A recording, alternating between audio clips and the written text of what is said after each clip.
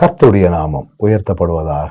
கிறிஸ்துவுக்குள் அன்பானவர்களே, இந்த நாளிலும் ஆரோக்கிய வார்த்தை ஒன்றை நாம் கேட்போம். லூக்கா 1வது அதிகாரம் 30வது வசனம் இப்படி சொல்லுகிறது. தேவதூதன் அவளை நோக்கி, மரியாளே, பயப்படாதே, நீ தேவனிடத்தில் கிருபை பெற்றாய். என அன்பானவர்களே, மரியாளை பார்த்து தூதன் சொல்லுகிற ஒரு வார்த்தை, நீ பயப்படாதே, நீ தேவனிடத்தில் கிருபை பெற்றாய். திடீரென்று அவள் வாழ்த்துக்களை பெறுகிறாள். கிருபை பெற்றவளே வாழ்க, கர்த்தர் உன்னுடனே கூட இருக்கிறாள் என்று சொல்லி அந்த வாழ்த்துதலை பெறும் பொழுது அவளுக்குள்ளே ஒரு கலக்கம்.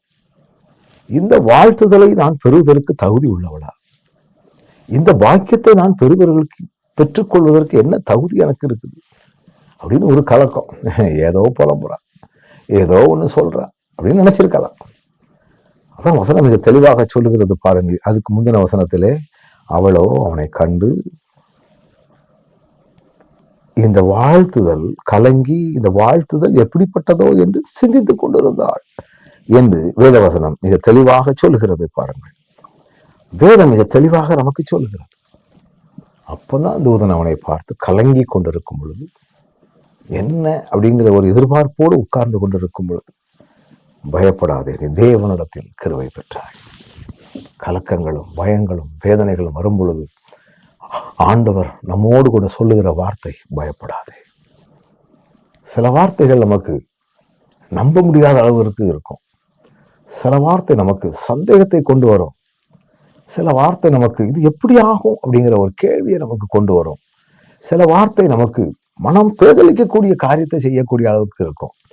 ஆண்டவர் சொல்லுகிறார், பயப்படாதே, பயப்படாதே. இதுதான் உங்க வாழ்க்கையில நீங்கள் எதை கண்டு பயப்படுகிறீர்கள்? ஆண்டவர் உங்கள் வாழ்க்கையில மேலான காரியங்களை செய்ய விருப்பமுள்ளவராய் இருக்கிறார். எத்தனையோ நாட்களாய் நீங்கள் காத்திருக்கிறீர்கள், எத்தனையோ வருடங்களாய் காலத்தை ஓட்டி இருக்கிறீர்கள்.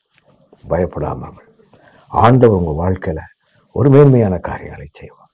கண்களை மூடுவோமா? நல்ல ஆண்டவரே, கிருபையை தந்து வழி நடத்துகிறவரே, பயப்படாதே என்று எங்களை தேற்றுகிறவரே, ஸ்தோத்திரிக்கிறோம். தொடர்ந்து உடைய ஆளுகையினால் எங்களை வழி நடத்தும். இயேசுவின் நாமத்தில் ஜெபிக்கிறோம், ஜீவனுள்ள நல்ல பிதாவே, ஆமென்.